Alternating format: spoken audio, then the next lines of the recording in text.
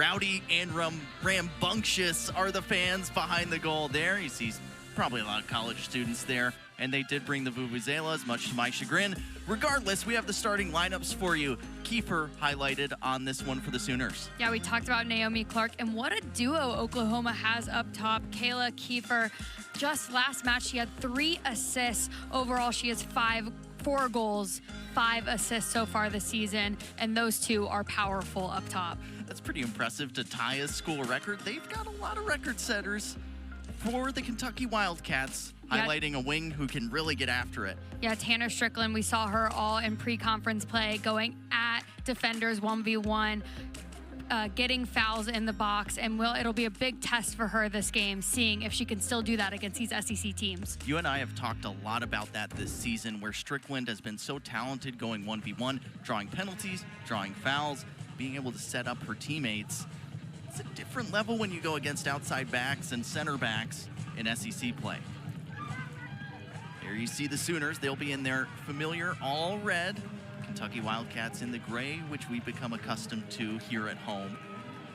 There you see number 2, Naomi Clark, who will be the danger woman tonight, as she most often is for the Oklahoma Sooners in the attack. And we are off for the first SEC match here at the Bell. Headed up. That one in the direction of Alexis Washington.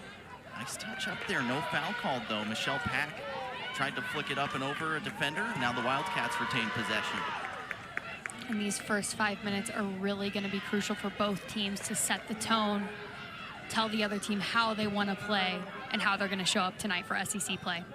Sikorsky out to Tylenda and intercepted there by Riley Brown. Clark dispossessed by Sikorsky. And Sky Leach looking to go direct there. Didn't connect. In midfield, there's Morin. And slid out once again to Riley Brown. Brown getting well forward from kind of her right center back position. And we hit on it before the game, Gretchen. Oklahoma likes to play with this 3-back system. You don't see it all the time now. A lot of teams like to play that flat 4. And it gives them the option to fly those wingers up the field. That one bounces in the box. That's in that dangerous Naomi Clark territory. Grace Hoytink clears it away. And to your point, Josh, Oklahoma has so many threats going forward. I think this 3-5-2 really fits what Matt Mott is looking for out of his team, with how many threats, how much athleticism he has going forward. Lexi Dendis drops that one down for a longer throw-in attempt now. Cassie Clifton, the senior from Prosper, Texas, will heave this one in. Clifton receives it back. Looking for Dendis. Tanner Strickland tracking all the way back and poking that one away. Clifton re-racks for another throw. Hoytink heads it away. This is what the Sooners do so well, and what Matt Mott has done throughout his coaching career with Ole Miss, now with Oklahoma. His team likes to stay high and really win the ball in the attacking third if they can help it. Hoytink finding Catherine Rapp. Dispossessed, and there's that high pressure from the Sooners. Can the Wildcats break it? The answer for now is not at the moment. That one through. Here's Lexi Dendis. Catherine Truitt trying to get it away. Hoytink on it. Strickland dispossessed. That one out for a throw-in. Head coach Matt Mott there, longtime head coach at Ole Miss, now at Oklahoma, seeing them make their way from the Big 12 into the SEC, and his teams always play an aggressive, direct style of play, at least from what I've seen his coaching style with Ole Miss and now with Oklahoma.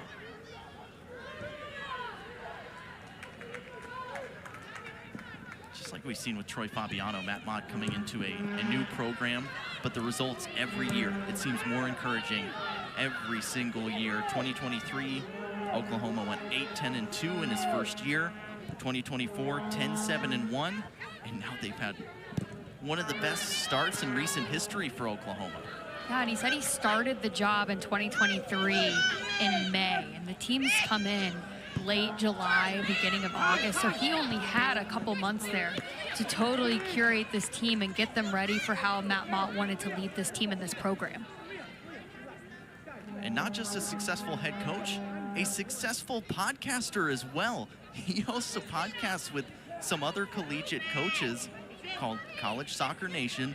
I implore you, if you're a big soccer fan, tune in. It is excellently done. They talk rankings, how teams are doing, big games throughout the week. Matt Mott, Brian Lee, the head coach of Rice, the former head coach of Duke, Robbie Church, also leading that podcast. Really cool to listen to and having an inside coach's perspective about the college game. I think Oklahoma in this first 5 minutes have done really well, pinning Kentucky in their own half, not letting them play out simply. And this is going to be pressure we're going to see all 90 minutes from Oklahoma. They will not let off that lever for sure.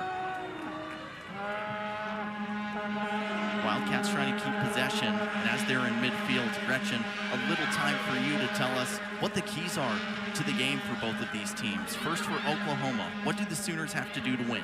Yeah, and what they've been doing in this first 5 minutes, putting pressure on UK in their own third. We've seen a lot of Kentucky making mistakes because of high pressure situations from their opponents, and then ultimately getting crosses into the box. We've seen that Naomi Clark is so strong in the air. Same thing with Kiefer, so good getting those crosses in. And that's their strength. They got to keep doing what's working for them. Yeah, there you see that target forward for the Wildcats. What do they have to do to be successful tonight? I think they need to be patient in the final third. Coach Fabiano has talked timeless amounts about how they create so many chances, but they might not necessarily be quality chances. So if they can be patient, do it when it's on, but when it's not, recycle the ball around your back line, keep it and be patient. And then don't overcomplicate the game in possession. Sometimes they try to make that perfect pass, thread the needle, but that makes it really, really difficult, especially against these SEC teams. Here comes Kayla Kiefer for the Sooners. There's that high pressure. They keep those forwards up the field. Given right back to Kiefer, a mistake in the back. Truitt is there for the deflection. And again, you see how high Dendis is pushed up there. Tanner Strickland trying to break the lines. Strickland cutting back and forth. Morin goes in with the hard charge. It's a fair play there, and we play on. Arnell Selman, the center official, said it is a clean play, and he's let him play through a few hard tackles in the middle of the field there. Clark pressuring on Sky Leach. Now Hoytink. And I think what we talked about in the open, Gretchen, the outside backs for the Wildcats are going to be a pressure release valve throughout this game. Here's Catherine Rapp in the attack. A chance to slot it across the box. Cleared away now by Clifton.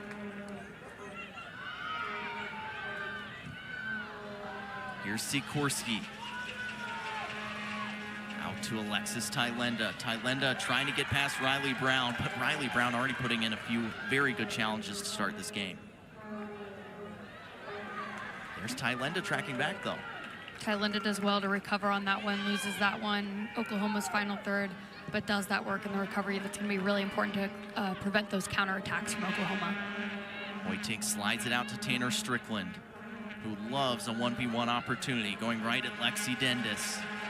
Strickland trying to drive past. Dendis let that one roll a little bit too far, and the Wildcats, who love themselves a corner kick, they generate so many, get a chance here. There is head coach Troy Fabiano, who has been at the helm now for 4 seasons with the Wildcats. And just as we were talking about for Matt Mott, Fabiano every year, steady improvement with the Wildcats. Really shocking, actually, to see Kentucky has not won an SEC opener with Troy Fabiano at the helm yet. That ball driven in, dangerous area. Drops down, cleared away, maybe a high foot there, but we play on. Here's Pareto, the freshman center back. Bounces its way to Leach. Clifton coming way out to put some pressure on Leach's back. Wildcats start with the possession. Pareto out to Leach. allowing Sikorsky to tuck into the middle of the field here. Leach on the run. Still Sky Leach, pokes it to Harlan. Harlan switches play to Tanner Strickland. Strickland is offside. And unfortunate there. Harlan does really, really well to get that ball across to Strickland and find her in space and switch the point of attack. Just unlucky there. See the corner kick come in here, and there's Naomi Clark, who is a very tall body in the box there, going up against Catherine Truitt to win it. Yeah, Clark is so good out of there. We usually see her in other teams' final third, but when you can use her on those set pieces, she is just so strong at going out and winning those 50-50 balls. Duffy launches that one up the field in the direction of Dendis. Now Morisi and Strickland exchanging. Morisi looks for the through ball. But tracking back on it is Michelle Pack, the senior. One of those unsung midfielders that we like to talk about so much because they don't always get the highlight reel, but they put in 90 minutes of work. Yeah, we asked Coach Mott, who are a few players that are the key to your success on this team? And while he says all of his players are the key to his success, Michelle Pack specifically in that midfield position, little to no stats, but she is the glue that holds that team together. Clark lays that one off to Kiefer. Kiefer still on it. There was a pull down there, and it's waved away. Arnell Selman says no foul. Matt Mott complaining to the fourth official, Chris Stoltz. And that's a poor pass from Sky Leach in that dangerous midfield area. But it doesn't look like Oklahoma's going to be able to capitalize on that. And here we'll take a look back at that. It's definitely a shirt pull. Smart by Kiefer to go down to try to draw the foul, but unfortunately for her, this one will go uncalled. And you saw from that angle, we pretty much have the same angle as the referee, where you couldn't tell that the shirt was being pulled. So Grace Hoytink, whether knowingly or not, had her body in the way of that one. And usually when you get a shirt pull like that, it can result in a yellow card as well. This time, Grace Hoytink escapes punishment, and now she's taken out from behind. And I think that was Kiefer with just a little bit of revenge on the shirt pull.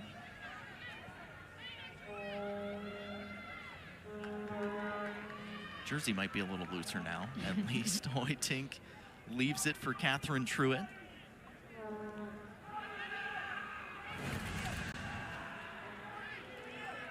You see Strickland playing it back to Hoytink. And it looks like Hoytink just taking that extra touch there just invited that tackle from behind from Kiefer. Riley Brown charging all the way up to put some pressure on Alexis Tylenda.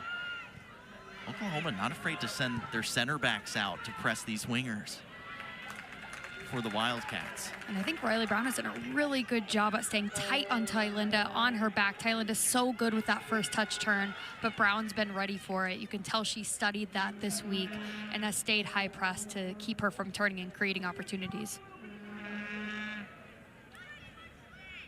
Clifton taking that throw in. Pareto blasts it away. Harlan's got some space to run into. Sophie Harlan, but Riley Brown is there again. And good shield off by the freshman, Allie Lacanol.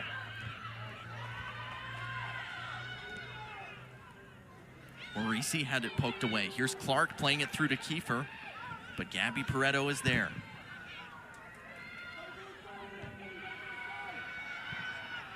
Morin looking for a pass there. Wildcats able to snuff that out. Here's Morisi. Now Grace Hoytink. Catherine Truitt, who has been that steadfast center back for the Wildcats these past 2 seasons. The walk-on from Lexington has really become that anchor in the middle of the center backs. Oklahoma with the chance to break forward. There's Alexis Washington. Washington charging to the end line. Sikorsky is there, and the defensive effort from Sikorsky, excellent. Pareto looking for Harlan. Riley Brown once again on the intervention, and man, a collision in the middle of the field. 3 bodies going down, but Sophie Morin taking the brunt of that exchange.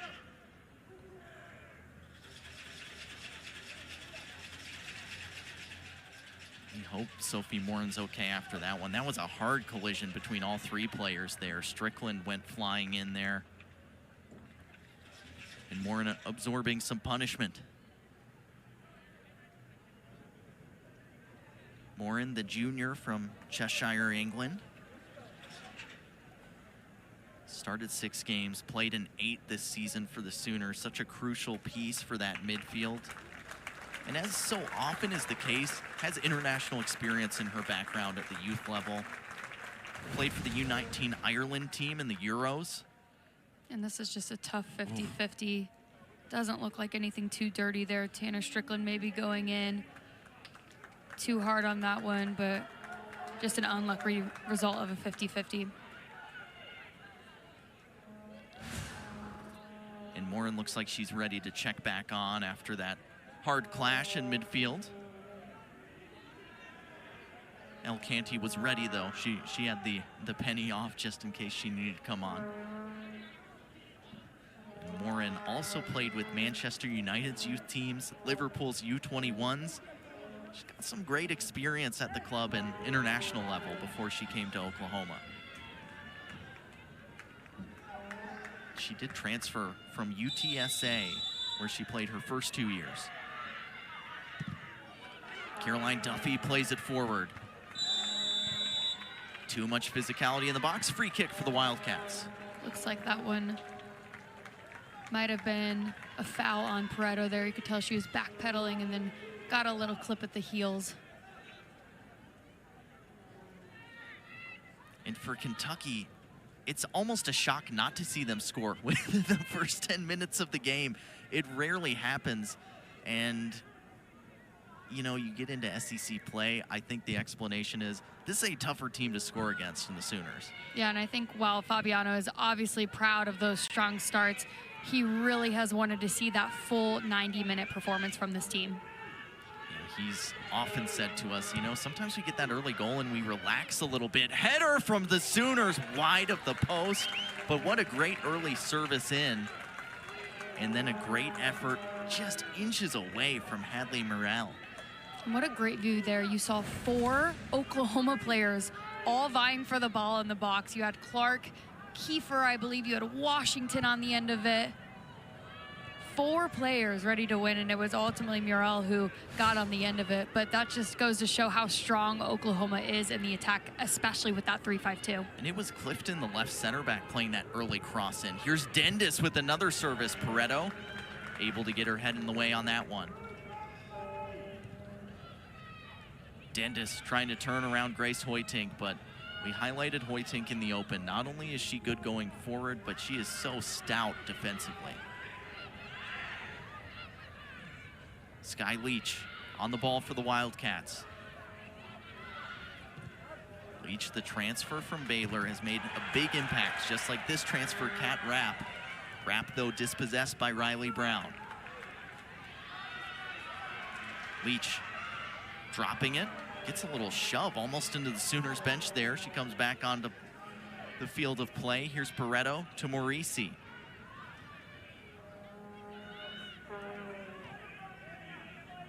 Tanner Strickland now trying to exchange with Morisi.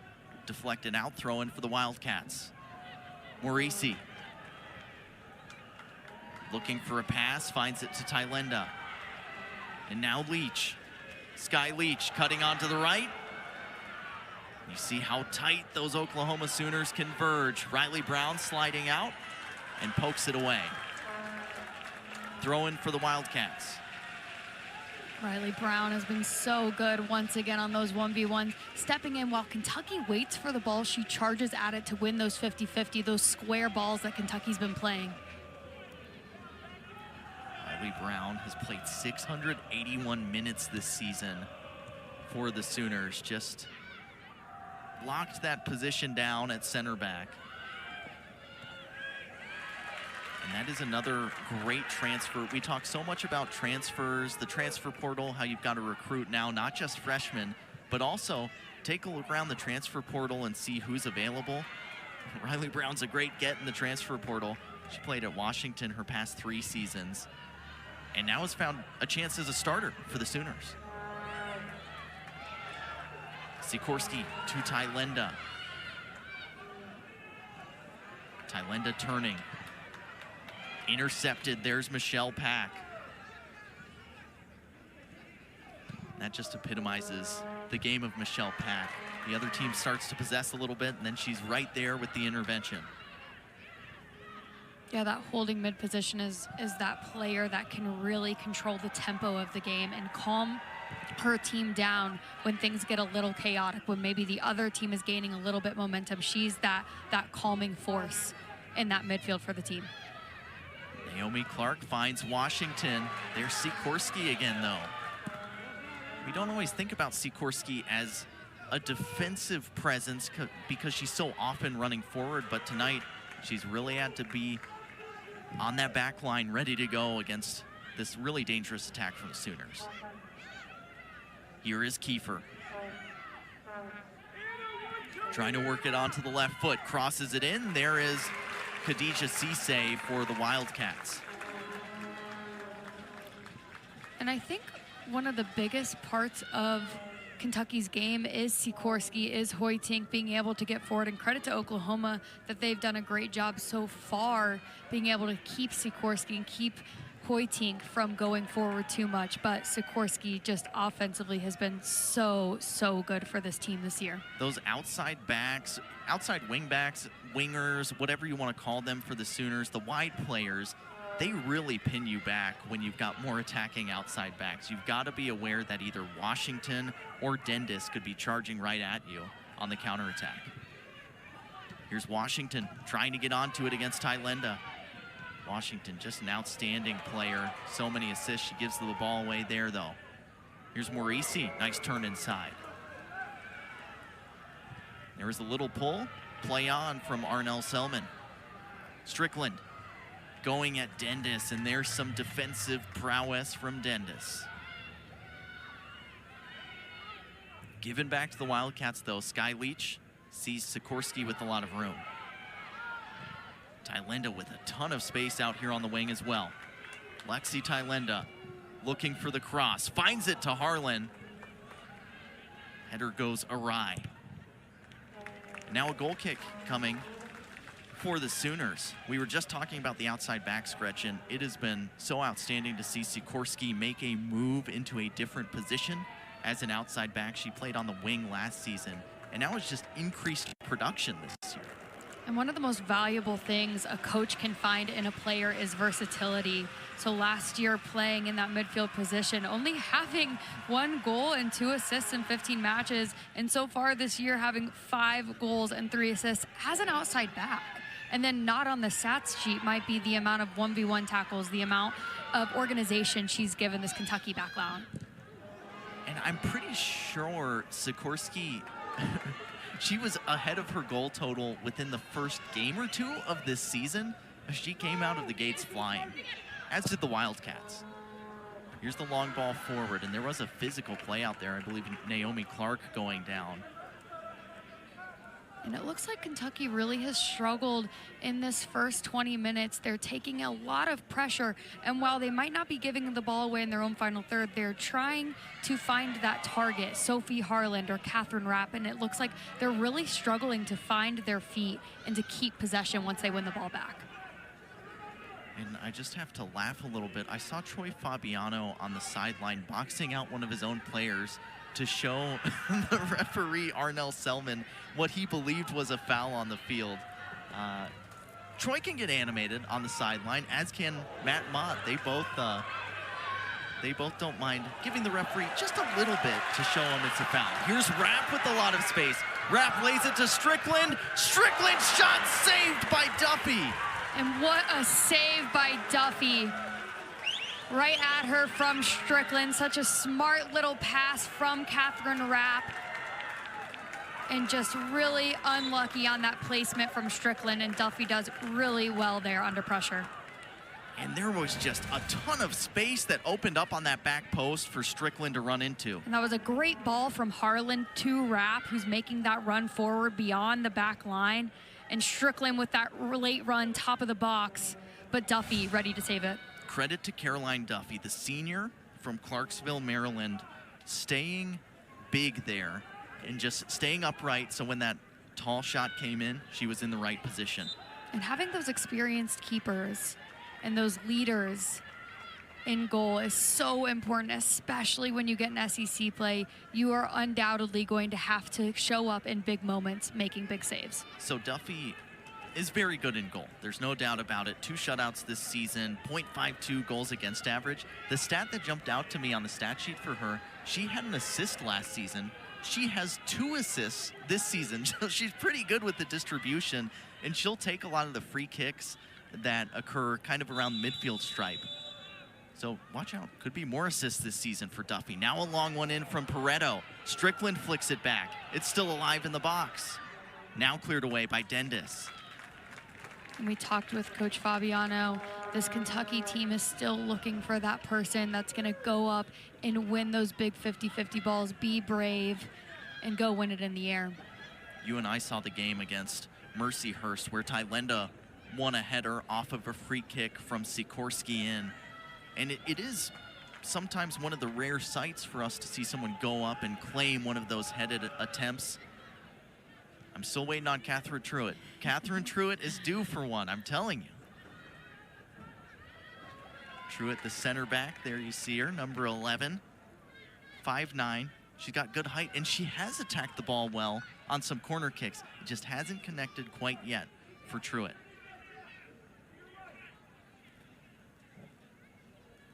Long throw in. Strickland flicks it backward. Now Strickland all the way back, and a misplay there. It's going to be a throw in for the Sooners. And you can see Oklahoma looking to start quickly, catch Kentucky off guard. Dendis couldn't quite get the hips around that one to curl it inside. It'll be a goal kick for the Wildcats.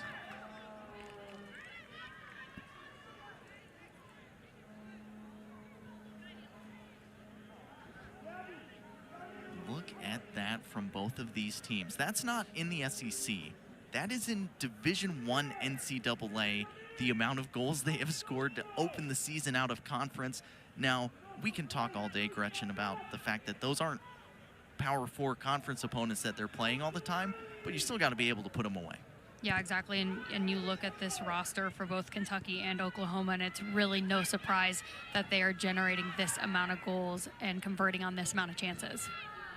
And it's just, it kind of mirrors each other as far as the before SEC play, the opponents they've played, the amount of goals they've scored. They've both been good at times on the defensive end too. Here's Clark getting onto it, almost bursting into the box there. And that's a weak clearance for Kentucky, and those are the kind of opportunities that Naomi Clark is looking to benefit from in Kentucky's final third. And that's exactly what you keyed on, and your keys to the game is mistakes in the back have really punished the Wildcats at times this season. When they have made those mistakes, other teams have pounced on them. Here's Morisi dropping it back to Truitt. And now Hoytink. Both Hoytink and Sikorsky have been really pinned back today. Morisi able to win it in midfield. Leah Morisi out to Sikorsky. There's Brown with some pressure. Tylenda with a nice first touch. Looking for Harlan over the top. Great defensive play there by Lacanal. And a sub will come on for the Sooners, and we've seen her a lot this season for Oklahoma. Elle Canty, the freshman from Norman, getting to play for her hometown Oklahoma Sooners has got to be a pretty cool feeling. 2 starts this year, played in all 8 games. Also scored a brace at Tulsa earlier this season.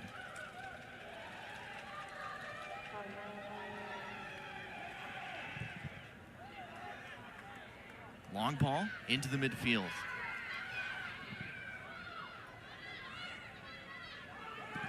Washington. And just kind of sprayed around in midfield there for a moment. Wildcats finally get it back. Cisse. High pressure from Clark. There's a little bit of that speed from Clark, that high pressure. She's so dangerous. Dendis looking for the service in. Morisi and Sky Leach are there for the Wildcats, and now Sooners backing off a little bit, at least for the moment. And there's Rapp in midfield. Out to Tylenda. 1-2 just not on there for the Wildcats. And once again, Kentucky doing so well, doing all the work to regain possession. And then when they're on the front foot, they're wasting those opportunities to keep the ball, be composed, be calm, stay in possession, and rework it if it's not on. Pareto staying calm and composed back there on that dribble past a couple players. Here's Harlan looking for Strickland. Dendis trying to motor back. That ball too far in for Strickland. And that's a great idea from Harlan, switching the point of the attack, getting the ball at her feet in that 9 position, but Strickland just not quite ready for it. And as we talked in the opening, Naomi Clark, she is the difference maker for this Oklahoma Sooners team. The transfer from Washington State, it is just insane to see the amount of goals she scored in 2 seasons with Washington State. She comes in, Matt Mott and this coaching staff, they saw something in her, and they're like, this girl can score. They've put her up top and given her the opportunity to be that star forward, and boy, has she delivered. Clark, as mentioned, 7 goals, 3 assists already in this very young season. She's the first Oklahoma player to score a brace in her debut since 1998. Only the 2nd time ever that's happened as well for a debutante in an Oklahoma Sooners game. Wildcats have the throw in. They're attacking third, though. Is there some spark in the attack from one of these Wildcats? Another kind of miscommunication there on those passes. Yeah, it looks like Strickland would have been on sides on that one if she would have touched it, so she just decided to not go for it. But it's where it's important, those little details, getting back on side after the ball's been thrown in, and just those little things up top that can really help Kentucky to be more clinical, especially in the other team's final third. Duffy gets set to play this away. And she does have a strong foot playing the ball upfield. You can see why on those longer free kicks. Sometimes they just elect to send the center backs up and let Caroline Duffy send it instead.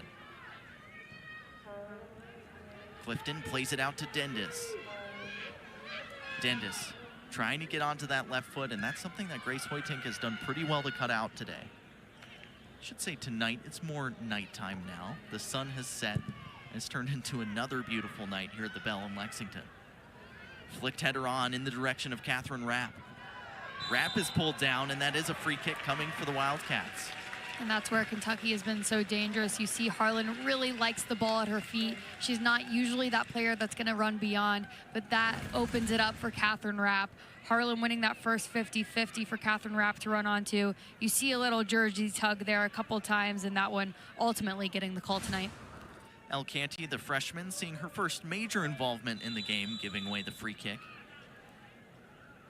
Pareto on the long free kick attempt. Headed away. There's Clark. This time on the defensive end for the Oklahoma Sooners. Truitt still stays up there after the free kick. Nice turn there from Sikorsky, and she finds Leach with a lot of space. And that's great composure and a good switch of play by Sikorsky. Strickland looking for the cross. Cleared away by Dendis. Wildcats throw incoming. And that's a little bit of the Sikorsky that we can see going forward, how she generates opportunities. She has lots of pressure coming towards her. Just a sneaky cut to her right foot, and then crosses over to switch a point of attack. Hoytink plays it back to Truitt. Pareto. Crafty move there from the freshman center back. Hoytink to Strickland. Strickland driving into the box and getting the deflection, and another corner kick coming for the Wildcats, their 2nd of the night. And that's where Strickland's her most dangerous on that touch line, getting into the box. She's so good 1v1, and she usually gets a PK, a good cross in, or she generates a corner. So I don't know what kind of magic the Wildcats draw up every year, but every year they lead the NCAA, and they're at least in the top 5 in most corners. This year, they are lapping everyone in the amount of corners they generate, not just per match, but in general. 93. They're almost into triple digits.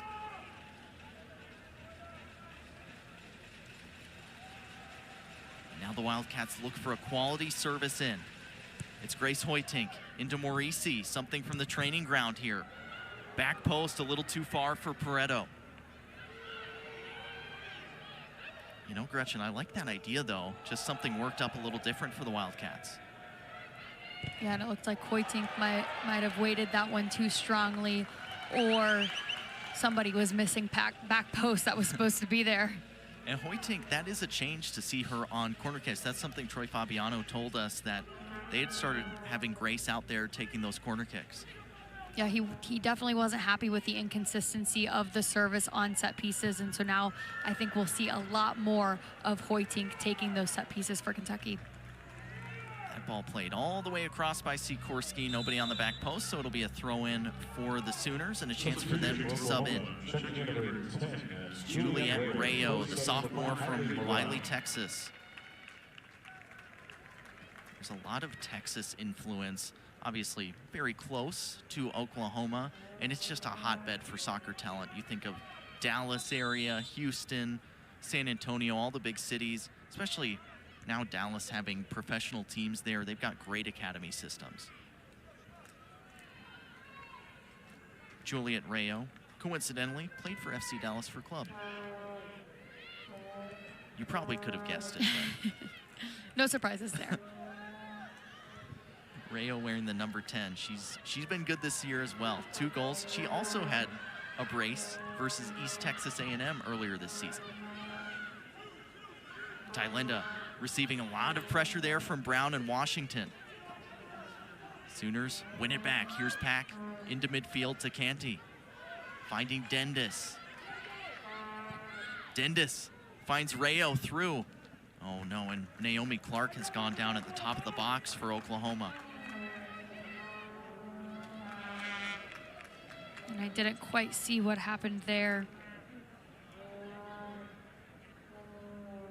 I think Clark okay to continue on. You hate to see if it was just something off the ball when she was running, no contact. You always worry about those non-contact injuries like that too. Obviously, we've highlighted her a lot already early in this game. A difference maker at the forward position for the Sooners.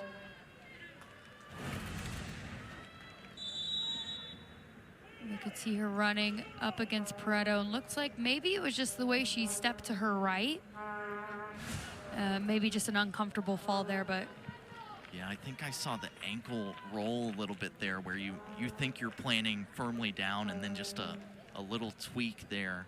And hopefully nothing major for this Oklahoma team and Naomi Clark. She will be subbed out. Drew Legan coming on, the freshman from Jenks, Oklahoma.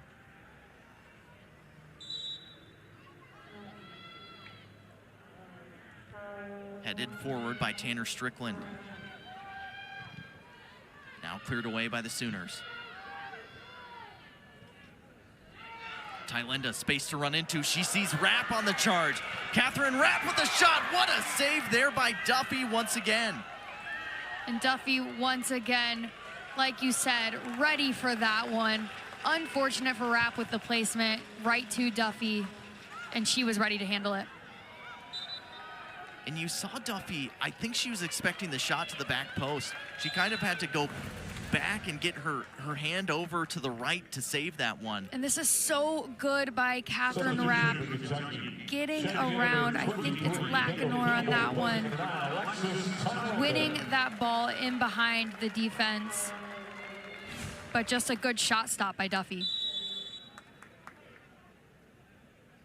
Duffy with 2 humongous saves for the Sooners in this opening half.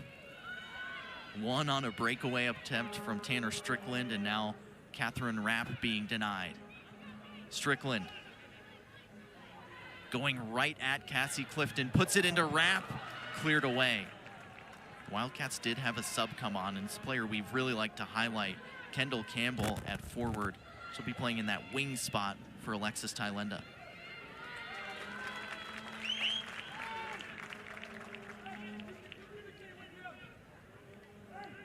And if my eyes don't deceive me, a former teammate of Naomi Clark at Washington State. The 2 transfers going to different SEC schools. Here's the charge in. Kiefer looking across. Cisse couldn't get to it. It was too far over everybody's head there. And that's what Kiefer does so well. It's why she has 20 assists on this team. She goes down the line, beating Truitt 1v1, and just such a dangerous cross. You can see Cisse can't quite get on the end of it. Harlan trying to win that one, couldn't quite get there, and now there is the substitute, Kendall Campbell, charging forward. And that's great work rate and recovery from El Canty on that one. She wins it back. Here's Washington looking for Kiefer. Kiefer cutting in, looks like she was in an offside position. Washington and Kiefer, both players, they combine really well.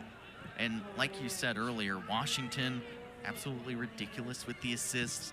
Kiefer can score and assist. It's two players that like to link up a lot. Could that be the key that unlocks this Wildcats defense? Here's Strickland looking to run at the Sooners again. Strickland poked away, and another corner kick coming for the Wildcats. We'll see if we have a direct service in from Grace Hoytink on this attempt. Strickland, as usual, keen to run at this defense, go 1v1, and has won a few of these corners now for Kentucky. And it's so hard to defend her. You might defend her 9 times out of 10, but if she just gets that one opportunity, she creates such dangerous opportunities for Kentucky. We highlighted the corners earlier. Wildcats have been deadly on the attack throughout the season. That service in, Pareto goes up, not one. Now Dendis trying to scramble it away. Pareto staying up there and wins another deflection for another corner for the Wildcats. Fabiana talks about how Pareto has that freshman courage in her, just desperate to win those 50-50s. She does so well to recover and generate another corner for Kentucky there as well. Sydney Fink checks on for the Wildcats. And there you see, I mean, it has just been, and for both of these teams, so sharp on the attack throughout the season. Like we mentioned a couple of times tonight already, it gets harder when you get into SEC play, but we know there are goals in the chamber for both of these teams. Could it be from a set piece like this? Grace Hoytink ready to serve it in, the sophomore from Wisconsin.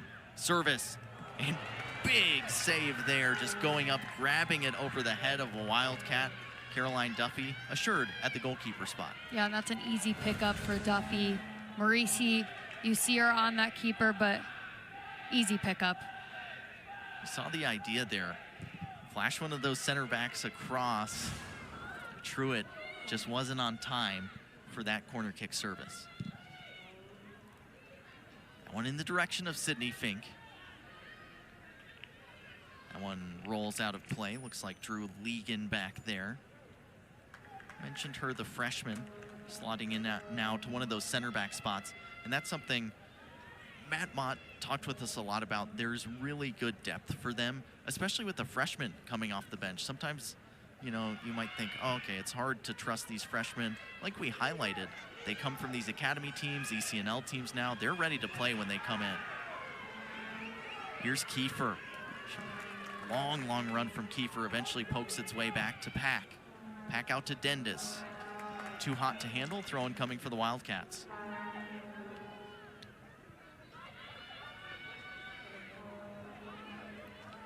Hoytink with the throw. Receives it back. Strickland can't turn, and there's that high pressure from the Oklahoma Sooners again. Sydney Fink crowded out. Oklahoma wins it. Canty won it, now plays it. Dendis, offside flag goes up. It'll be a free kick coming for the Wildcats.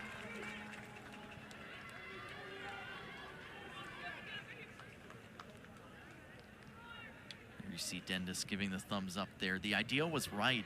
A good play there from El Canty to see that through ball. Try and play something for an easy cross in for Dendis. Pareto looking direct in the direction of Campbell. Riley Brown slides it away, throw in for the Wildcats.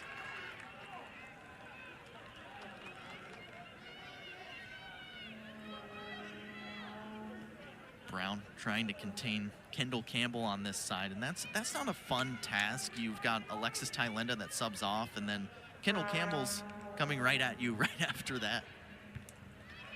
Pack heads it away.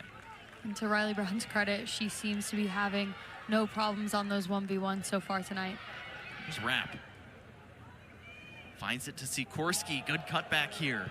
Sikorsky right-footed cross in a dangerous area. There was a hand up there, and there is a penalty kick given. And I think that's Sikorsky playing that dangerous ball in behind that back line, back post, and just an unfortunate handball there. I think it might have been Lacanol. And we'll see if it is indeed. Sikorsky, just such a great ball there, and looks like it might have been Drew Legan on that one. Yeah, and you can even see by the way she reacted, I think she was like, oh no, my hand was up there. We will see though. So the center referee, Arnell Selman, goes to the video review here on the sideline. So for the video review, just to review for the fans at home, the referees can review penalties that they have given and other offenses. In this instance, they're reviewing to make sure that the penalty given was indeed a handball. They do have all of our production angles. They also have additional cameras actually on the end line, so they can kind of see down the end line for any close goals or things like that. This time just looking at that hand. And this will be interesting if it is called a handball and it looks like her arm is extended. And I think the referee might call this one a PK. We'll see here in a moment. Video review is confirmed. Arnell Selman says, yes, it is a penalty kick. And it is now the Wisconsin Wizard at the spot. And we'll see if Sikorsky can put this one away. Kentucky has gotten a slew of PKs so far this year and missed 2 so far. And Duffy's been shot stopping all night. Very unfortunate for Drew Legan, the freshman who is subbed on into that center back position. Just caught with the hand up there. And now Sikorsky, who has scored both penalty kick attempts this season for the Wildcats that she has taken. The sophomore from Wisconsin. Is there more Muskego magic in that left foot?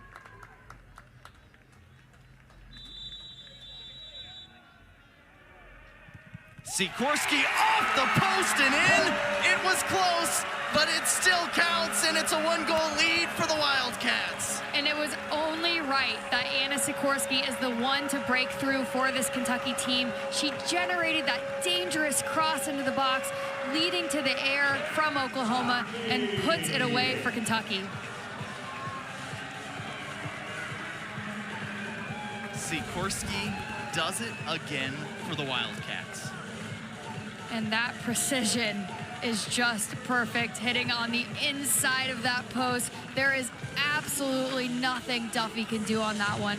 A perfect PK from Anna Sikorsky. Duffy going the wrong way. I'm sure that had Troy Fabiano and the coaching staff, as well as the teammates on the bench, sweating bullets when it hit the post. But it went the right side of the post, and it is the difference in the 43rd minute as well, just 2 minutes before halftime. Sikorsky, 6th goal of the season, and none bigger so far than that one. Now the Sooners, though, with their first corner kick attempt of the night. And one well there. That's the substitute who just came on, Luciana Seta-Ducate.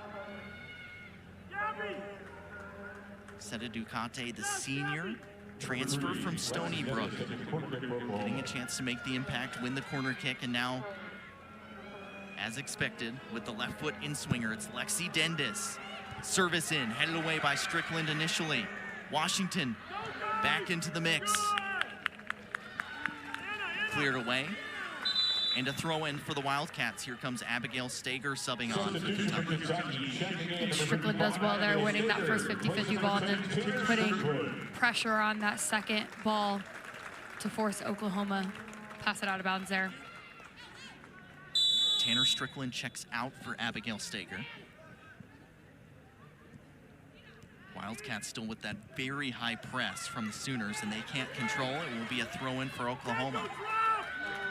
ticking close to just a minute left in this first half, and the Wildcats with the 1-goal lead. Washington will take the throw for Oklahoma.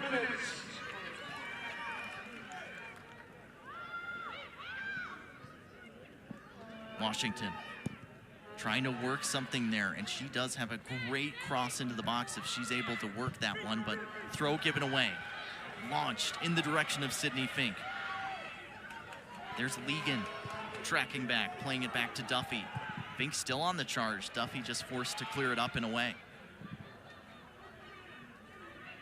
Washington mispossessed to Leach, and then Leach just launches it over to the other sideline. Dendis looking for Seta Ducate. Back to Pack. Pack looking for the through ball, cut out by Morisi. Sooners still on the attack. 10, 9, looking for one last shot before the half ends. 6, 5, 4, 3. And it is not coming. The Wildcats take a 1-0 lead into the halftime break, courtesy of a Sikorsky penalty kick goal. Yeah, and I think Kentucky earned that first half goal. They had 2 of the better chances prior to the PK happening, and I think they deserved that one. We will be joined shortly by head coach Troy Fabiano. We'll see what the overall... They had a little bit of pressure on that back line. Kentucky able to get past it and withstand really not a lot of shots, no shots on goal, and just a few crosses that Cisse kind of had to deal with. I think they just need to generate more in front of goal and actually test Cisse, right? Yeah, and I think although they have those 2 shots, to your point, there are 0 shots on goal. So it's really going to be about creating those quality opportunities in the second half for Oklahoma. And, you know, we're not the only SEC game going on tonight. There's a lot of SEC action, and we saw the results already from yesterday. Auburn, Ole Miss knotted up, and Tennessee continuing with a strong start. Yeah, Mississippi State looking like they're on the tails of Tennessee in that second half. And then a lot of close scores. Just goes to show there is so much talent from the top to bottom in the SEC. Well, you look at Missouri there, and again, if we take that preseason poll we saw at halftime, Missouri kind of picked to be a little more toward the back of the pack. Texas, one of those top teams, and Missouri comes out and right now leading 1-0 in the first half. Like you said, Gretchen, the depth of the SEC. Anybody from top to bottom can get a win in this conference. As for now, here in Lexington, the Wildcats lead 1-0, second half kickoff. Imminent. There's Sophie Harlan standing at the spot in the middle. Harlan, the transfer from Kansas State. Still looking for her first goal as a Wildcat, and second half kickoff is off. Sikorsky, the goal scorer, finding Tylenda on the wing, and Sooners pressing high early.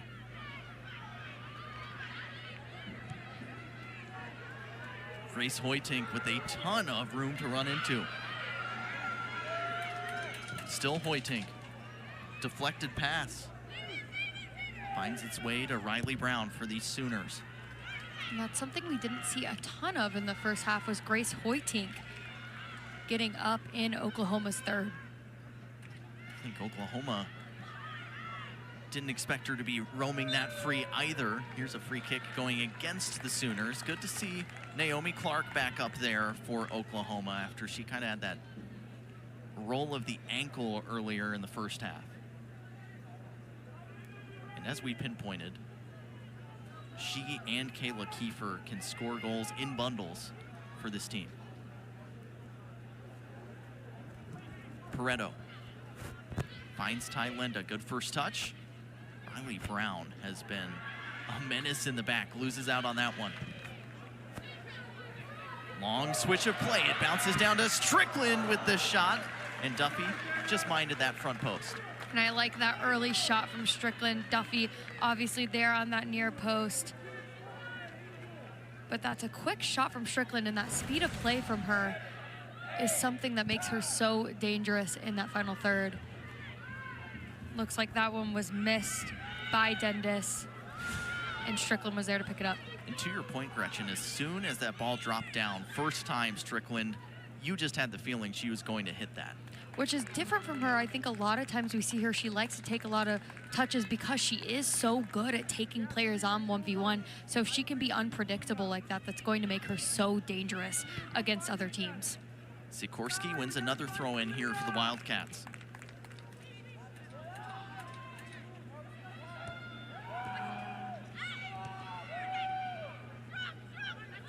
Ball on the far side still here. Both teams debating that was their throw. It will be an Oklahoma Sooners throw in. And surprising, to say the least, for both of these teams not to have a goal within the first 15, 20 minutes of the game. You can see Oklahoma there. They have scored a ton of goals early in this year, and they're on a pace to set school records in that category. And this low-scoring game so far just shows how strong the teams are in the SEC. Their backlines, their defensive composure and structure, just making it so hard for teams to break that down. Defenses just get a little more stout.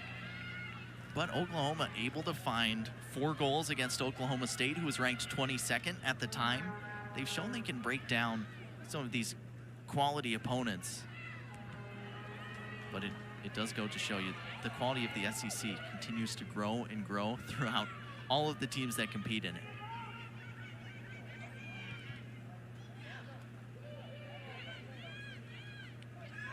Here's Catherine Rapp, a good return pass there from Maurice. Rapp sees Strickland in space. Strickland with that close control. Going into the box. Cleared away nicely there by Cassie Clifton. Strickland awaits the throw. Hoytink looking for a run. Strickland and Hoytink trying to combine. Yeah, if we can't get a corner, yeah, set yourself up. If we can get a corner. Hoytink Come on, Phil, still awaiting that run from a teammate. Now into Harlan. Harlan flicks it in, cleared away by Ali Lacanol. Now out by Truitt. Wildcats claim it's theirs, and the assistant referee agrees. I believe that's Laura Snyder on that side.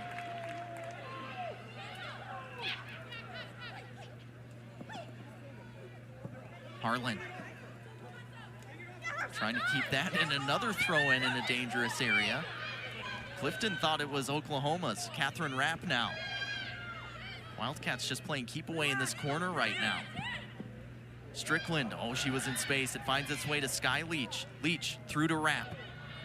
Still Catherine Rapp. Back to Maurice.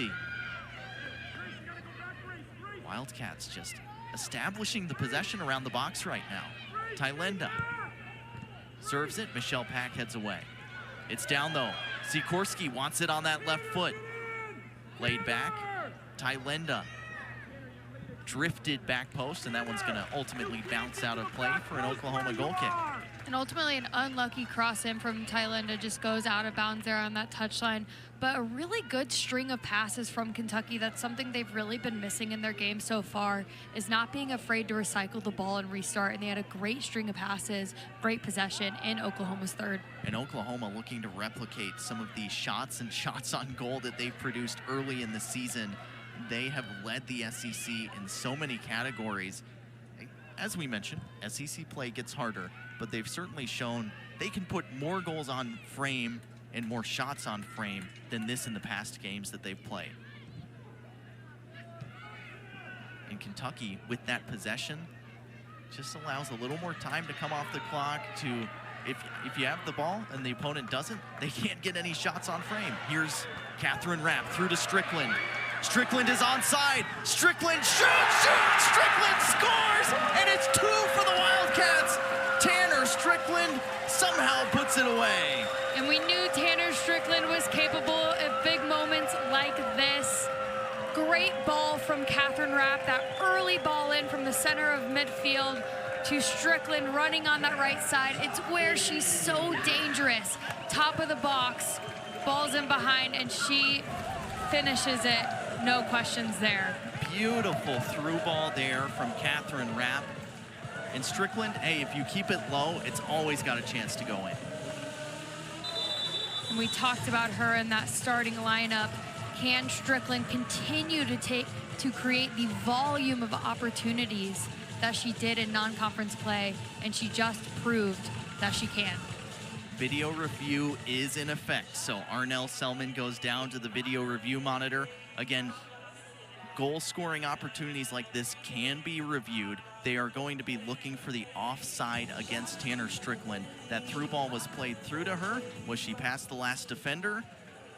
Reminder, they have all of our production cameras. They also have other cameras in the stadium and some that might be better positioned to view that offside line from the side of the field. So Arnell Selman will take probably a pretty good long look at this to verify whether that was offside or onside. It would sure be a shame to ruin Strickland's dance moves after the goal if it is offside.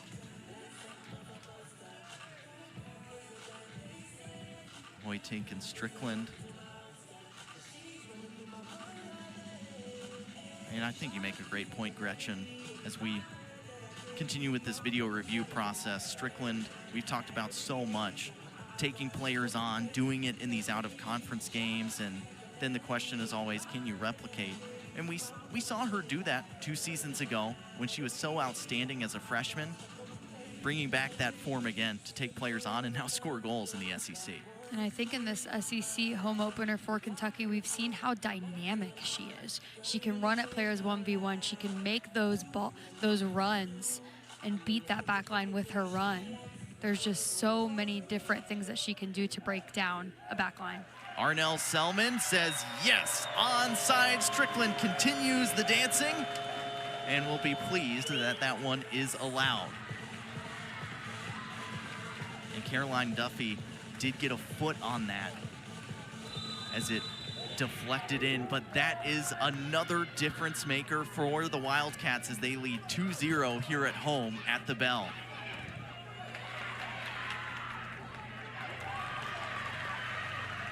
Clifton, the captain, to take the throw for the Oklahoma Sooners, and we were just highlighting how many shots on goal the Sooners have produced, how many goals they've scored per game. They are going to be on the front foot the rest of the way. And this will be a pivotal moment for both teams. How does Oklahoma respond? You get 1 goal back and you're right back in the game. And for Kentucky, you allow them to put that pressure and you make it hard for yourselves to close out the game even though you're winning 2-0. So this will be a pivotal moment to see how both teams respond. Riley Brown dancing on the ball dangerously there against Harlan, able to control it though. As the blue smoke filters over the field, the Oklahoma Red look to make a run forward here for the Sooners. Clifton, cleared away by Catherine Truitt. And now Strickland motoring on to put some pressure on Lacanal. She's just forced to clear it away. And that's smart play by Lacanal. You have the pressure of Tanner Strickland coming straight at you.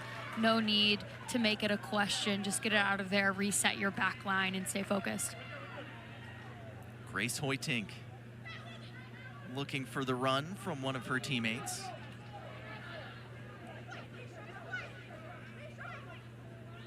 Finds Harlan, but Michelle Pack, who has been so often in the way, beautiful nutmeg with the ball roll, and now she finds it through to Kiefer.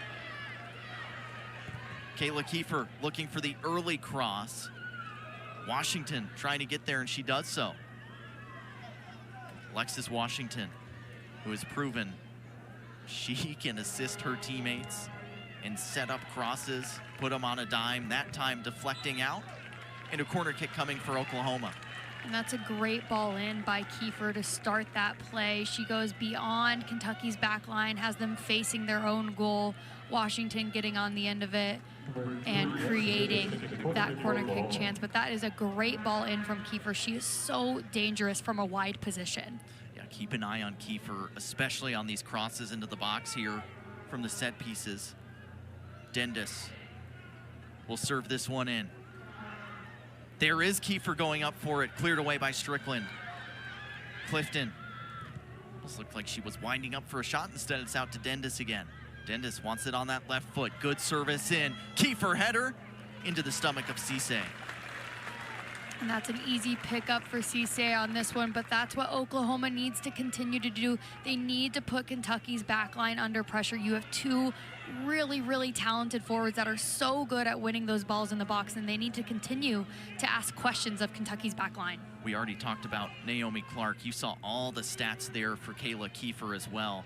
She is a difference maker in the attack. Assisting, scoring, it doesn't really matter. Kayla Kiefer can do it all. She actually tied the Oklahoma program record with 3 assists versus Omaha in their last game. She had a goal in that game too. She was all over the stat book. And crazily enough, when she played with Ole Miss last season, she had a hat trick in her debut against Southern University. So it's kind of like she picks out a game every year. She's just going to go off and fill up that stat book. One of those players that came over with Matt Mott, obviously the former coach at Ole Miss, so he has some pull to say, hey, I know some of these Ole Miss players, they obviously have a lot of fun playing for head coach Matt Mott of the Sooners now. Pareto turning. Hard tackle in there. It's a fair tackle by Hadley Murrell. Michelle Pack, check that. Rayo tried to play it into Clark there. Wildcats doing just enough to scramble it away. And those are those dangerous moments. It looks like Pareto trying to thread the needle once again, play a cheeky pass in her own half. And those are the types of passes that can get Kentucky in trouble if not executed perfectly.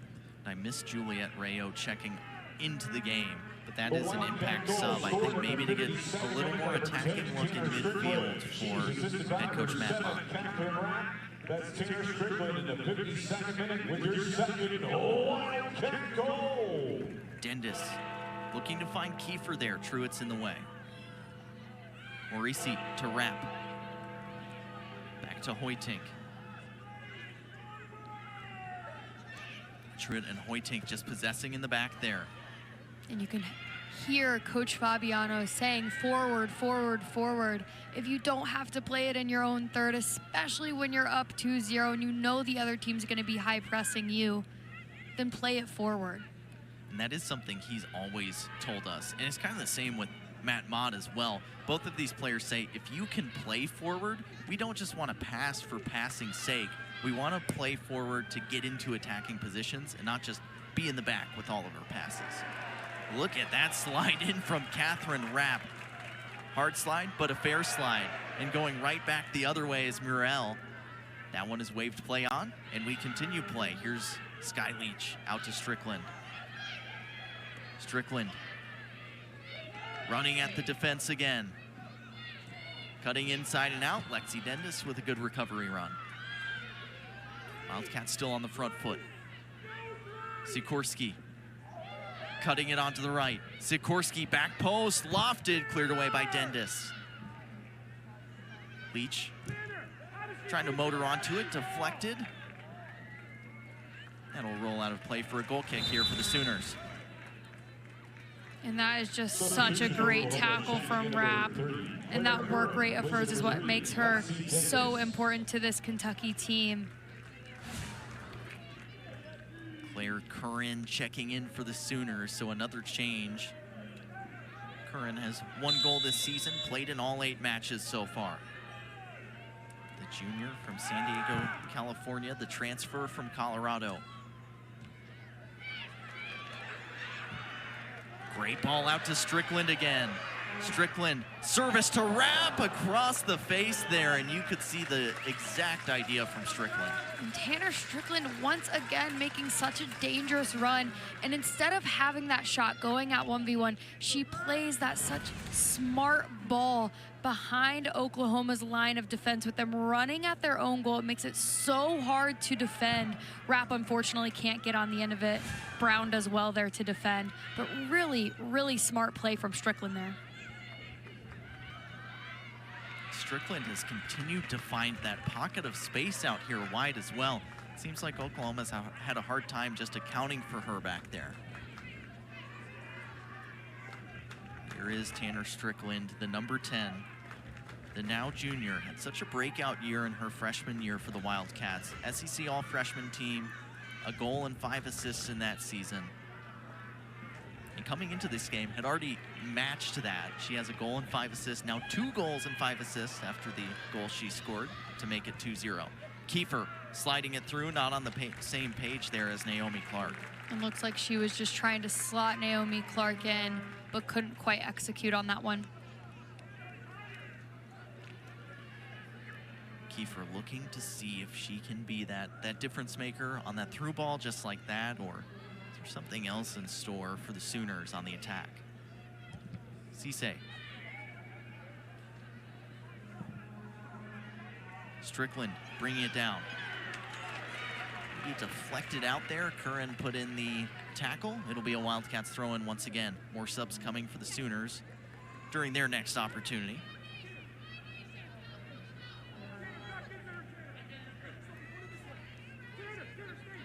Hoytink. Headed away by Cassie Clifton. Now all the way up the field, Truitt has to deal with that one and gets it to Grace Hoytink. Good possession there from the Wildcats, just patient passing. Now Sky Leach running forward. And you can tell as this game has gone on, Kentucky's confidence in handling its pressure. Tylenda with the dipper from outside the box. She scored a really nice one earlier in the season exactly like that. I was gonna say that's a familiar position for her, doing that 1v1 move, cutting inside, and that shot off from her for that back post, top corner. She is so dangerous. We haven't seen a ton of that from her tonight, but it only takes one opportunity. Elle Canty and Sophie Morin checking back in for the Oklahoma Sooners. Flicked header finds its way to Kiefer. And now Rayo. Rayo looking forward. Not a bad idea to Kiefer, but Grace Hoytink has been really good in the back. She's getting pressure here, has to clear it away. And it looks like Pareto and Hoytink almost with a little miscommunication there on that back line. Hoytink looking to clear. And it looks like Pareto is right there in front of her. Grace Hoytink. No, Anna Sikorsky will have the headline again with the goal, but Hoytink has been really solid on that back line. Service in towards Clark, heads it down. Washington across, Kiefer puts the foot up there, couldn't quite get to it. And you see Naomi Clark there winning that initial header to give Oklahoma a chance. And I've said this before, but these are the type of moments that Oklahoma needs to continue to build on. Clark winning that initial ball in. And it looks like it's Kiefer just unlucky, but knocking on the door. Alexis Washington with that cross in, and that's such a familiar sight for Oklahoma. Washington's service is usually so pinpoint. That one just a little bit off, a little bit high for Kiefer to deal with. Here's Maddie Eastman, who just subbed on for Grace Hoytink and immediately draws a foul. Eastman has been that steady sub and sometimes starter for the Wildcats too this season. Grace Hoytink bouncing back from an injury. Eastman, senior experience from Charlotte, North Carolina. Great respite at the outside back spot. Yeah, Eastman's another player that not only is really, really strong in that 1v1 defending, but also gets a part of that attack and creates those crosses into the box for Kentucky. Truitt won that first tackle. Now goes in again against Kiefer, and Kiefer came in late on that slide. Didn't quite connect, so it'll be an Oklahoma Sooners throw. And that will certainly be a physical contest between the Oklahoma Sooners forwards and the Kentucky center backs the rest of the way. Here's Kiefer. Outside, there's Elle Canty trying to play it through. Tylenda tracking back that time. And the recovery from Kentucky tonight, whether it's their outside backs or their center midfielders, has been top notch. And it will be important that they continue that for a full 90 minutes. Clark in the direction of Curran. Kept that one in play. Service. Played in. Truitt, a little bit of a missed touch. It's cleared away by Morisi. Now pops this way out to Tanner Strickland. Strickland Looking up to Harlan, a little bit too much on that one. Now Sooners a chance to reset. Caroline Duffy plays it forward. Morin out to Washington. Washington with a lot of pace. Tylenda trying to keep up with her. Washington still going past two Wildcats. Turns on the afterburners. Washington laid across. There's Clark. Cisse, great positioning from the goalie. And that's where Washington is so good down that right side, beating not one but two Kentucky defenders, getting inside the box, playing it back to that late run from Naomi Clark. And this is so good from Oklahoma, and a great save by Cisse, ready to shot stop there. That is pretty much the patented attack from Oklahoma. Washington down toward the end line, and then Kiefer, really smart run to drag the center back away. And right in the middle of the box, wide open, was Naomi Clark. That ball rolls out of play. Oklahoma throw incoming. Well, we had some SEC points leaders, and now Sikorsky, the outside back, creeping closer to Naomi Clark. Tylenda's up there as well. If there's another Tylenda or Sikorsky goal tonight, then you get bragging rights as well at the end of this game over Naomi Clark. Pretty incredible, though, all those blue and red highlights throughout both of these teams. Truitt clears it upfield.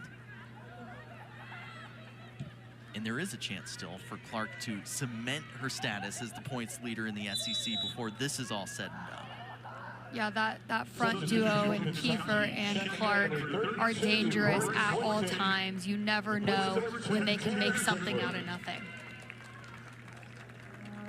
Sikorsky going to get a sub coming on for her. Grace Hoytink comes back in. Sydney Fink comes on as well. Now Eastman moves to the left side as the left back. Sydney Fink comes on again as well. Been a consistent sub for the Wildcats at either outside back, outside mid. It doesn't really matter, but Sydney Fink will run hard for Troy Fabiano off of the bench.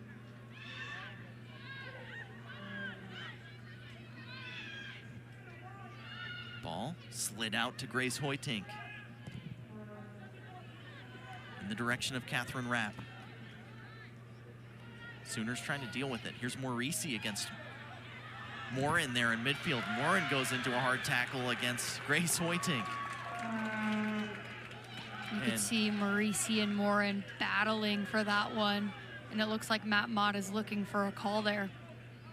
Yeah, Matt Mott, you just saw him right out of the frame there talking with the fourth official, and now a hard tackle in from behind, and I think that's a little frustration there from Sophie Morin. And she will receive the yellow card.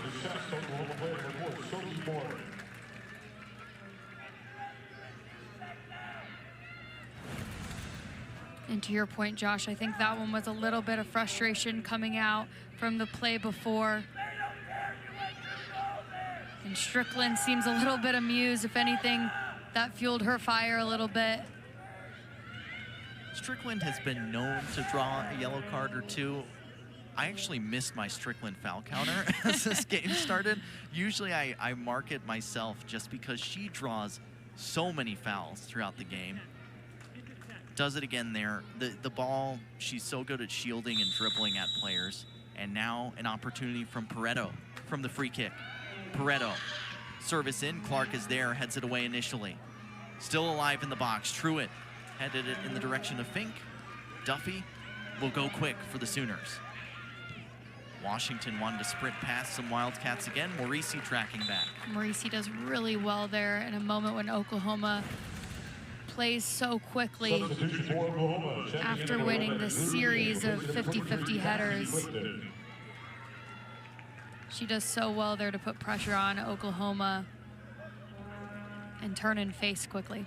Drew Legan checks back in for the Sooners at one of those center back spots, and Cassie Clifton comes off. Clifton has just played so many minutes for the Sooners throughout her career. Started in nearly every game, every single season, freshman through junior year. Had some injury concerns earlier, so that's why Drew Legan comes on for her. Sydney Fink, cross in, deflected out. It'll be a throw-in for the Wildcats. And it looks like Fink was waiting for her teammates to get into the box on that one. But she missed her opportunity by waiting a little bit too long before she crossed it in. There's Eastman on the throw for the Wildcats now.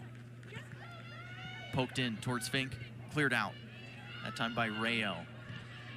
And Truitt says, better safe than sorry. Didn't want that anywhere close to Naomi Clark on the charge. Sooners will have the throw in on the far side.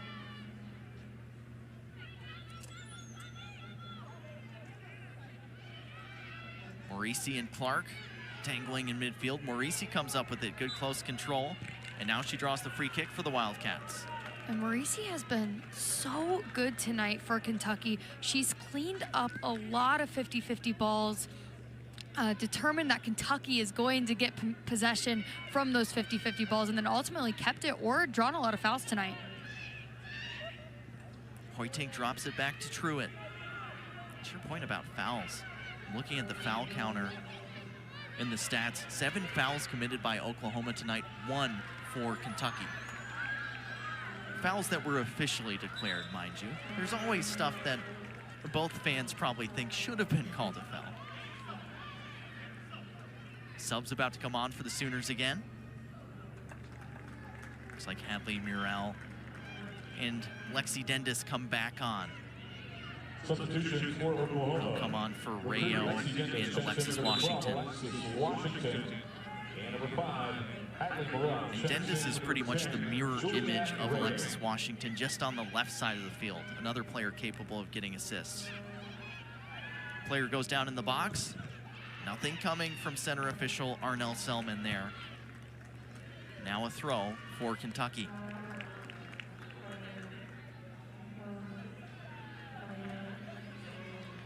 Hoytink on the throw.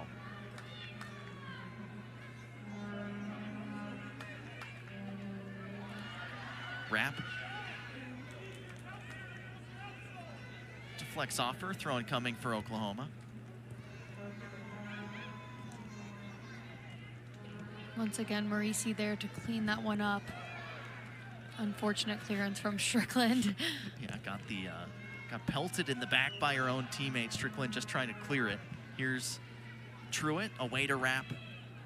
Morisi didn't quite connect on that pass to Harlan. It'll roll out. Throw in for Riley Brown of the Sooners. Dendis looking in the direction of Murrell. Hoytink there again. Riley Brown, a little bit too physical in the back of Sophie Harlan. Free kick coming for the Wildcats. And the Wildcats right in the middle of what might be one of the toughest stretches for any team in the country. All top 25 opponents in this stretch of 5 games. And that's what happens when you play in the SEC. You're constantly facing tough opponents. There is no easy game in conference play for sure. Next one at Georgia. Then they've got Vandy here at home. It's a pretty good test in the middle of your season. And we would be remiss. Missouri just had that win. I shouldn't say win. They were leading tonight over a good opponent. Kentucky has Missouri next. And then they have Alabama at home as well in the midst of that top 25 spread. Now we've got a player down for the Sooners here. Riley Brown, and it looked like she was kind of grabbing at the shoulder area there.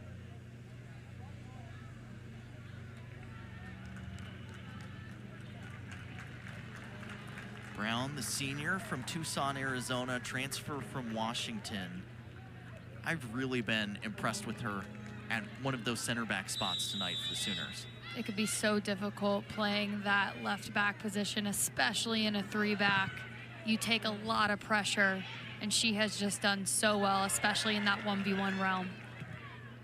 Sky Leach swings it over to Maddie Eastman. Eastman to Fink. Sydney Fink. Fink wants to take a run at the defense. Curls it in the direction of Harlan. Couldn't quite get solid connection on it. It'll be a goal kick for the Sooners, and Michelle Pack comes back on for Oklahoma. For number 4, Sophie Morin. Sophie Morin coming out. And Pack, as we mentioned in the first half, a great engine for Oklahoma to end the game with and go the rest of the way.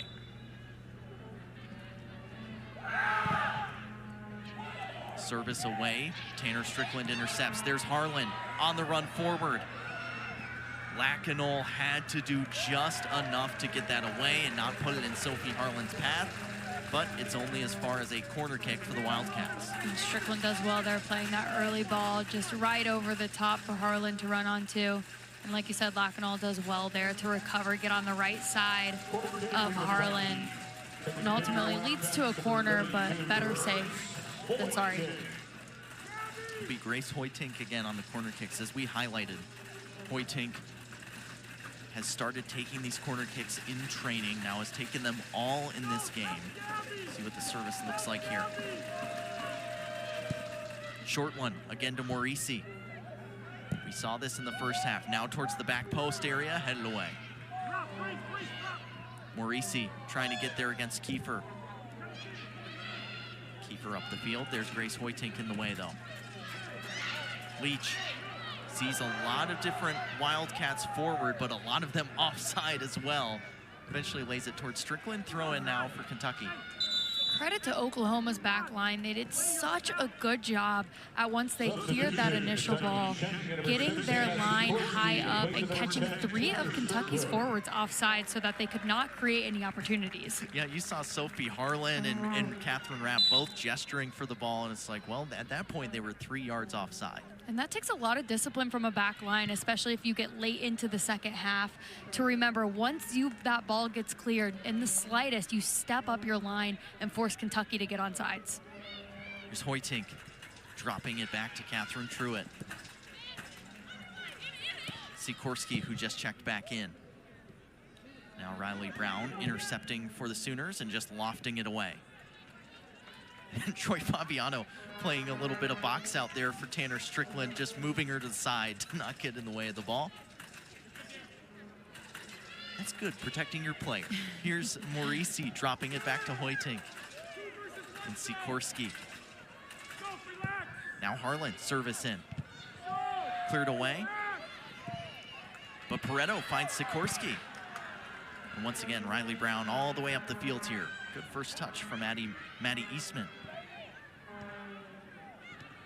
Fink with a bad first touch, and it leads to the Oklahoma trying to go the other way. But Morisi there once again to clean it up and regain possession for Kentucky. Morisi has really looked outstanding in the center of the field on recoveries like that, just motoring back, finding a way to win the ball. Hoytink loses it here. Here's Lexi Dendis. Dendis and Hoytink battling. Eventually Hoytink comes up with it for Catherine Rapp. Fink on the wing, exchanging with Catherine Rapp. Now back to Eastman, and you can kind of feel the Wildcats take a breath there and just settle back into possession. Leach with a ton of space. Wins that initial challenge. Now cleared away by Brown. It's that simple ball out wide that could have prevented losing possession for Kentucky. And as you enter these last 15 minutes, it's where it's really important. Make Oklahoma work for the ball. And look at that. Tennessee, who is the #1 team in the country, has been upset by Mississippi State. And that's why the SEC is the way it is, Gretchen. You never know what you're going to get on a given night. And we see everything go haywire in terms of standings once conference play starts. These teams that are so familiar with each other make it so hard to get a good result. Allie Perry for Mississippi State. 2 goals and an assist, lighting up the stat sheet. Here is Anna Sikorsky for the Wildcats. Cutting onto the left, taking a rip. Good save there from Caroline Duffy. And that's a great initial ball in from Sydney Fink from that left side, finding Sikorsky on that right side. And Sikorsky obviously had to cut in on her left, her sweet spot. Catherine Rapp with the tackle. That'll be out of play. Oklahoma Sooners throw coming.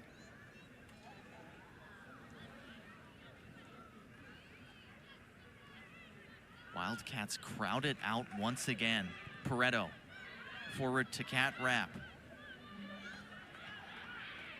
And Fink looking forward toward Harlan. Lacanol is there. Slides it away. Throw in coming for the Wildcats. And Alexis Tylenda will check back in for Kentucky, as will a couple Oklahoma Sooner subs. Juliet Rayo comes back on, as does Luciana Sedaducate.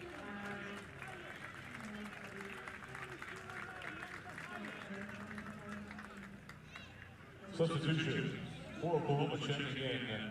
Number 10, Julian Ray, placing number 5. Now the throw from Maddie Eastman on that far side. Luciana Sedaducate, checked in for number 33, El Canty.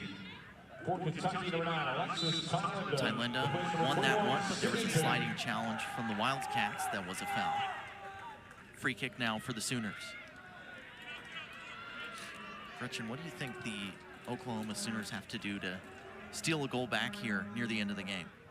I think when Kentucky's back line has the ball, they're breaking that forward press a little too easily. It takes one pass and you've knocked 3-4 Oklahoma players out of the game. So I think pressing as a unit and knowing when you're going to press and when you're going to stay together, so it's not as hard for Kentucky to break that line, and then ultimately converting quickly. You have two forwards that are so capable of creating and scoring chances. So once you win that ball under pressure, converting. And there's Kentucky breaking that line again, and it's Alexis Tylenda.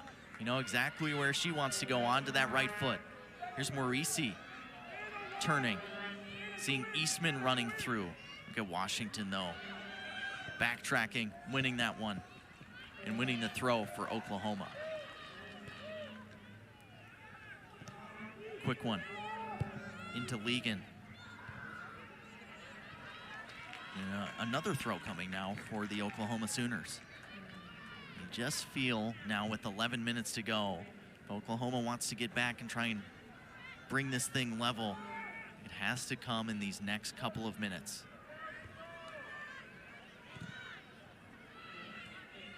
Here's Pack, sliding it out to Riley Brown. Look at Sophie Harlan charging back. It's out to Dendis. Dendis, great tackle in by Sikorsky. Now the Wildcats trying to break the other way. Tylenda and Washington. Tylenda controlling. Hoytink with Clark bearing down on her, able to get it forward, now throwing for the Wildcats. First time check-in tonight for the freshman Elke Bowyer. Substitution for Kentucky From Oxford, Surrey, England. A good impact player for the Wildcats. She's looked really sharp in her appearances so far this season. Well-deserved rest for Catherine Rapp. I think Rapp and Harlan tonight especially, a lot of the sometimes not rewarded running off the ball, pressuring this back line. And that work rate, although unnoticed by some, does not go unnoticed by their team. That makes that effort and that pressure makes it so hard for Oklahoma's back line to make sound decisions on the ball because they constantly have somebody running at them. Harlan won that free kick just now. Again, holding the ball up, doing that dirty work, winning the free kick, and now Pareto with the chance to serve it in. Gabby Pareto, the freshman center back, delivers it in. That one a little bit too low. Hit the first defender. Comes back to Eastman. Towards Sikorsky. Sikorsky and Harlan exchanging. Harlan, shot, deflected out. Now Washington looking for a ball forward. Bowyer trying to win it for Kentucky. Washington in the area again, just being pesky enough to win it back for Oklahoma. Rayo to Pack. Pack wide to Dendis. Dendis service toward that back post area, headed away by the Wildcats.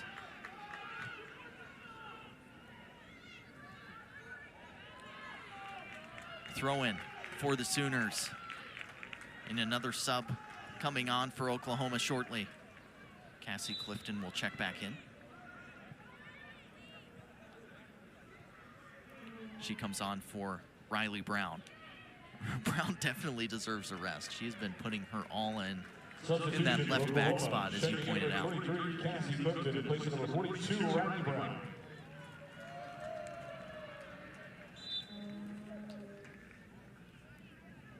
Sooners looking for some magic here late. Service in. Pareto clears it away. Drops down to Pack. Pack trying to get past some defenders here. Michelle Pack cutting onto the right, sliding it through. That is not a bad idea at all by Michelle Pack. I love that ball from Michelle Pack. It almost looks like you were waiting for her to shoot top of the box. Here are the goals from tonight so far for the Wildcats. Such a good PK. Dare I say unsavable PK when it hits the inside of that post. And then Tanner Strickland tonight has just been phenomenal, making that early run into the box and that low scoring goal, back post. No one can save that. Sikorsky stays perfect on her PKs this season. And Strickland, who has been so dynamic with the assists, with setting up her teammates and dribbling at opponents to draw free kicks, draw penalty kicks. Now getting on the score sheet again. Now Strickland playing in more of an advanced position. Looks like she's playing that lone forward right now for the Wildcats. Maddie Eastman deflects it out. It will be an Oklahoma throw. And we see in these final few minutes, Eastman stays in that left back position, and you see Sikorsky in that right forward position. Sooners with a chance. Rayo puts it away, and they get one back here. And that's the Sooners doing what the Sooners do best, getting that ball out wide, finding that ball across the 6, and it's Rayo who finishes. Rayo, a beautiful finish there. 3 goals now for her, and it was Kiefer charging down the end line. And no surprises, Kiefer is so strong on the sidelines, getting those crosses in. Such a precise ball, cutting it back for Rayo. And you can tell that is just a textbook goal from Oklahoma. We saw that exact run and cross from Alexis Washington earlier in this half, and it didn't quite connect for Naomi Clark. Now just painting the exact same picture from different players, Kiefer to Rayo, and that's the Oklahoma way to score a goal there. And Josh, we talked about this maybe 15 minutes ago, but all it takes is one goal, and you have completely changed the dynamic of this game. Now the Wildcats doing their best here to keep possession. See if they generate some more chances. Strickland shaken up after that tackle. She took a hard collision there with Cassie Clifton. Nothing malicious, just hard tackle in there near the end of this one. Michelle Pack turning. Cutting through a couple of players, but Sikorsky eventually able to motor back and win it. And Kentucky does well there in a tight space to keep possession. Rapp finds Ty Lenda with a lot of space. Ty Lenda, 1v1 shot, couldn't quite get it toward that back post. And now Caroline Duffy waving her team forward. Last gasp. Do we have some fireworks at the end here from the Oklahoma Sooners? As we highlighted, they score a lot of goals. They put a lot of shots on frame. The attacks will not cease. And once again, we see that sliding tackle from Rapp to keep possession for Kentucky. It's a dangerous ball back, especially with somebody like Naomi Clark on top of it. Clark now sniffing another goal here at the end of the game. She stepped up so often. And exactly what you said, she was just sneaking back there, ready to pounce on a bad back pass. And it really only took that one chance for Oklahoma to get that second wind and to shake up the dynamics of this game completely. And the Wildcats weather the end of this storm against the Oklahoma Sooners. Here's Sikorsky, taken down there by Clifton.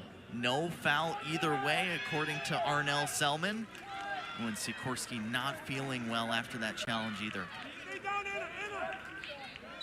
In a lot of pain and holding the knee area. We'll get a stopped clock.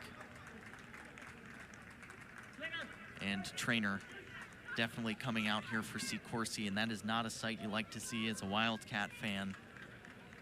Sikorsky, the first goal tonight, has been such an impact at that outside back spot for the Wildcats this season.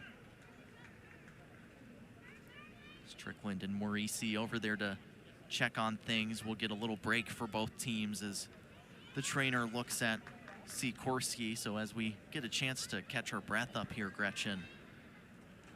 Sooners able to get this goal back. Wildcats now trying to eke out the rest of this time, the rest of the way. What do you think the Sooners' recipe is to get that game-tying goal potentially? Yeah, I mean, I think it's to keep pushing forward. Obviously, that goal gave them some confidence, gave them that spark that they really needed to see that they could come back in this game. And they ultimately just need to keep doing what they do best, which is getting that ball out wide and doing crosses into the box. Sikorsky comes to the sideline. It was just a tangle up here with Clifton. Takes the touch pass. It looks like it was just an awkward fall. Yeah, you see that impact on the plant with the left leg, and of course all hoping that Anna Sikorsky is okay. Unlikely to see her the rest of the way, I think, just the way that one looked. So future games, hoping to see her out here. As for now, Sooners trying to press the attack. Grace Hoytink over to take the throw now for Kentucky. Darnell Selman, the center referee tonight, always on hand to make sure there's no time wasting. He's making sure he's coming over the sideline, making sure that the Wildcats are getting the ball away in time here. That one in the direction of Sophie Harlan. Lacanol plays it back, and Duffy forced to clear it into the stands. And that's good pressure by Harlan. And then Tylinda coming across to force the clearance so Kentucky can regain possession in these crucial final moments. And I think a fan caught that. It was very close to a direct catch from that ball going in. You saw some of the fans having some fun there. That ball in the direction of Rapp. Rapp going toward the corner flag. Close control there. Lacanol, Clifton, Dendis all over there. Out of play, goal kick coming for the Oklahoma Sooners. Rapp clearly frustrated with that one, really wanted to see it go off of a Sooner jersey. You feel the urgency from all of this Oklahoma team here. Matt Mott off of his chair for the moment. Getting into it. Both coaches pointing opposite directions. Of course it'll be a Wildcats throw. Grace Hoytink.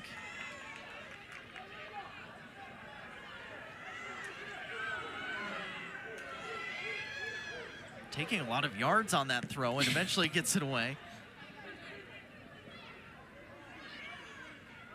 Strickland taken down by Kiefer and winning another free kick.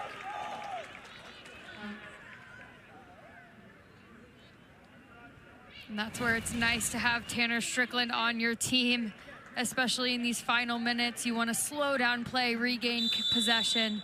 Tanner Strickland can just draw a foul there. And you saw Kiefer kind of acknowledge, yeah, that was a foul. And like she kind of knew what she was doing there.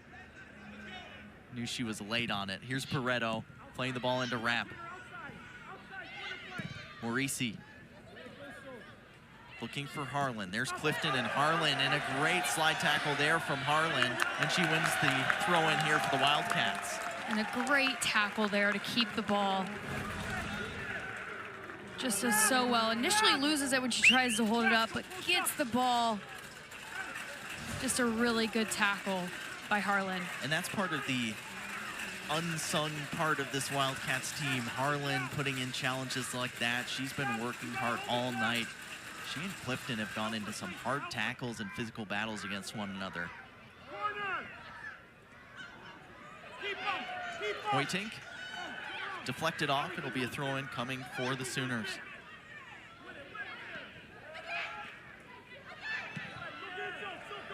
Ball flicked up over the top. That one drops down to Tylenda. Tylenda holding it. Sees Grace Hoytink overlapping. Late slide in there from Kiefer, and Kiefer, I think, certainly will receive a yellow card. And she waves off the yellow card from Arnell Selman, but it is indeed a yellow card all the same. Kiefer obviously frustrated by this one, frustrated with maybe Kentucky trying to slow the game down here. But Hoytink does so well there, draws the foul just by slowing the play down and keeping it over there in that corner. Morisi standing over it for the free kick, and you can see she's got short options right next to the ball. Certainly here with almost just a minute left to play now. Plays it to Rapp, a missed touch. Sooners reset quickly. Here's Kiefer. And Catherine Rapp coming back, and I think she got a little kick from behind trying to get back onto that one. But a great defensive effort from Catherine Rapp. Now the throw-in coming from Kentucky, and we'll get a stopped clock. Hoytink immediately trying to steal some yards. That time not gonna happen. Hoytink launches. Another throw-in now. And the Wildcats bench gets out of the way. This is some of the dark arts of soccer here. Like, don't touch the ball, let it roll to bleed off a few extra seconds at the end here. Hoytink. Again, ball comes back. And another throw, rinse and repeat for the Wildcats with 20 seconds left to go now. Hoytink in towards Strickland. Strickland plays it down towards the corner. 10 seconds. 10, 9, And the Sooners, not enough time to get it upfield here. And the Wildcats will have a top 25 win in SEC play to open the season. And it is the first win in an SEC opener since 2015 for the Wildcats. And I'll tell you, Josh, this is a compelling win from Kentucky. From beginning to end, they controlled the game. And there were moments where Oklahoma did really well putting pressure on Kentucky, but they absorbed that pressure with confidence, with composure, knowing that they were going to come out on the better side tonight. Sikorsky with the opening goal off of the post from the penalty spot that went in, and then Tanner Strickland with what would be eventually the game winner, the one that would seal it for the Wildcats to make it 2-0. Oklahoma put up a great fight at the end of this game, the last 15 minutes or so. I think Matt Mott can be very proud of the way his team fought back in this one and almost made things really interesting to put it at a stalemate.